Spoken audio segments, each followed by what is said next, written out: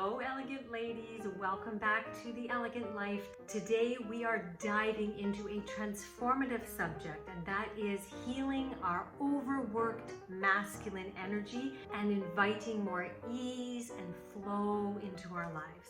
Now, we know that everything in this universe has both masculine and feminine energy. The problem is that we as women have been living in overdrive in our masculine energy. That can cause our stress levels to go up, burnout to be rampant, feeling this constant need to achieve or do. And all of this is happening without a lot of rest or balance in our lives. So ladies, yes, we need both our feminine and our masculine energies.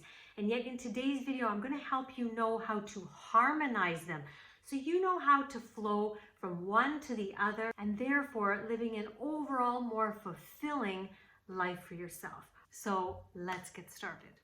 So the first step to creating this harmony between your masculine and feminine is to recognize the signs that you are living too much in your overworked masculine. Now, what does this look like? Because a lot of people think this just happens at work. Oh, no. This can come into play in your relationships, your self-worth, and even you being able to manifest your personal goals or dreams. So let me dive quickly into what this looks like, because you know what I always say, the only way you can actually transform something is if you are aware of it. So what does it look like? Overworked masculine energy looks like constant busyness. If you are someone that cannot sit and enjoy something without needing to do something else at the same time so that you feel like you're being productive, this is a sign that you are living in your overworked masculine. In relationships, if you're someone that always feels like you need to fix someone's problems instead of just listening and being there for them as they express themselves, this is a sign that you're in your overworked masculine. If you feel uncomfortable showing vulnerability or even being vulnerable, this is with your girlfriends, this is with your partner, with your children. If you feel a tendency to control things, this is like yourself, this is others, this is your environment.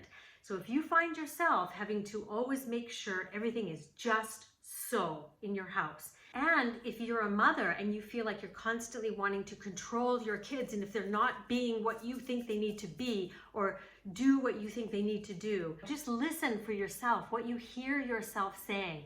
Like, we've got to do this, then you've got to do this. And how come you haven't done this? You need to do this first. And you can also find yourself saying these same things to your partner.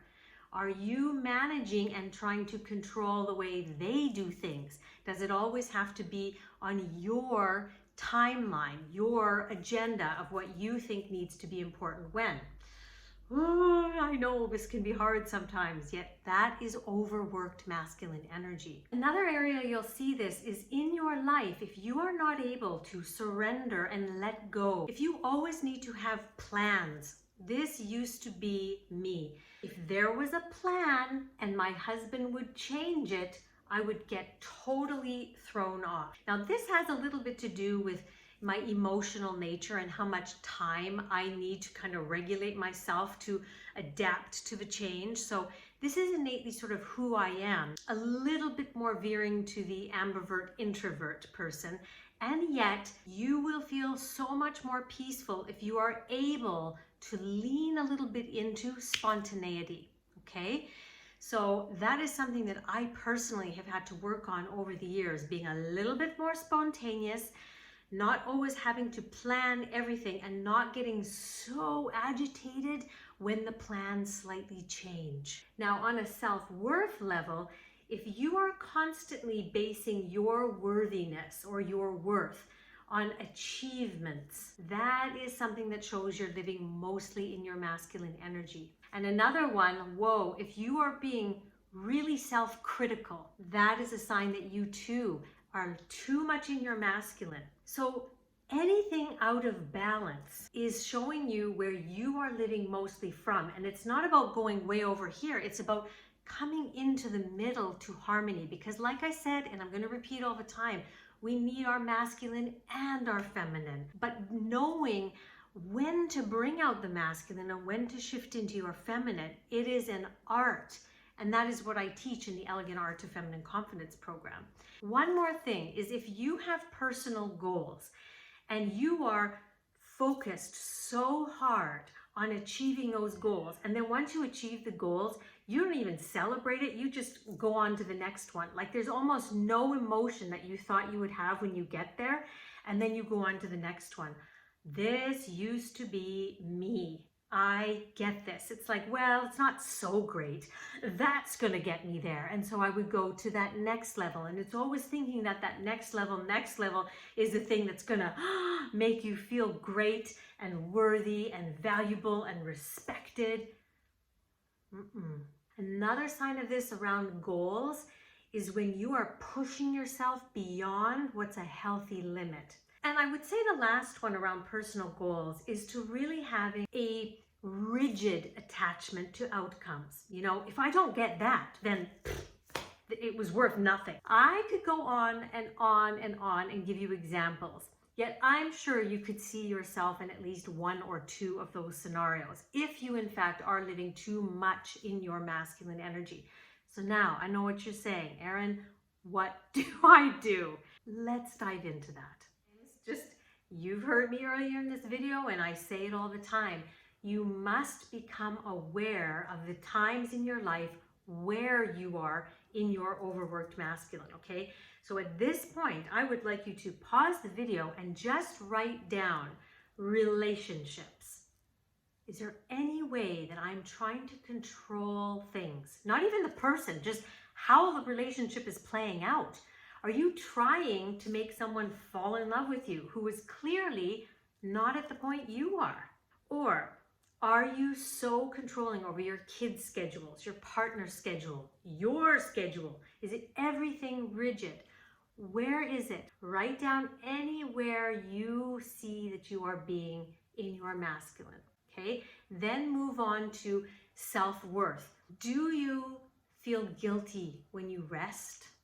Do you base your worthiness solely on personal achievements? And with personal goals, are you continuously pursuing goals, achieving some goals, and never really celebrating them when you achieve them? If so, just write those things down. And after you've done that, let's move on to the next phase. So if you notice you're being in your overworked masculine, you need to start making the energy a little more pronounced in the feminine energy so that you tip the scale. And now it's not so over here, but it's more here. And how do you do that? You want to really create times in your day where you are going to bring in beingness. You can simply put a reminder on your phone that at a certain time you're going to stop and you're going to just be, and you're going to do a box breathing, maybe 3 or 4 rounds. So you're going to breathe in for 4, hold for 4, breathe out for 4, hold for 4, and do that whole thing for 4 rounds. Just adding that in once or twice a day. Perhaps you're going to start your day with that, and then one time in the afternoon, maybe 3, you're going to do the breathing exercise. Just make sure you start incorporating the feminine energy, because that tells your mind feminine energy is important. Think of maybe a hobby that you've had that you have not dedicated time for. Is it reading cookbooks? Is it baking? Is it reading novels? Is it going for a walk in nature? Is it learning or practicing a new language? What is a hobby that you could identify, that you could add into? Doesn't have to be daily, but you can do this in your week. Where in your schedule can you specify a specific time that you are going to engage in your hobby? Now, this was a big one that I had to try. Practice allowing rather than forcing. Now, this requires that you hunker down into that feminine surrendering energy, that you know the laws of the universe and you know how they work, that you will receive the action to take at the right time to take it. And so you're trusting and letting go until you receive the inspiration to do it. Then you do it. but you're not saying, gosh, I gotta keep busy all the time. I gotta wait. I gotta fill every moment with some action that's leading me towards my goal. The other way is that when someone makes a plan, learn to be flexible. Learn to go with the flow with things. If it doesn't quite go your way, practice stepping back. In the Elegant Art to Feminine Confidence program, I teach the letting go technique, which allows you to do this so beautifully. And you can also try to be more spontaneous. Maybe you and your husband are out for a nature walk and you go, how would you like for me to take you to a beautiful pub and we just have dinner? Or you're sitting on the couch on a Sunday afternoon and you say to your partner, how about I make some tea and I put it in a thermos and we go down to the pond and we sit there and we just chat. You take charge and create this spontaneous event. That is another way that you can start tilting towards your feminine energy more. The other thing is really leaning into any creative tasks and really saying, this creative task is not going to lead to me creating a product, not trying to monetize it. If you are wanting to just sit down, put some beautiful classical music on and paint, just paint for the sake of being in your creative energy and to nurture relaxation and joy, two very feminine energies. And another way that you can do this is to build some daily rituals into your life that really nurture rest, relaxation, gratitude-based activities, and just things that are going to cause you to slow down. So this can be maybe evening yoga for 10 minutes. This can be a morning and evening ritual that if you have my Elegant Life journals, then you will definitely see that there's a morning and an evening very short ritual that allows you to slow down, come into here, and really be in the energies of joy and fulfillment and abundance. This is one of the best gifts you can give to yourself and any woman you love.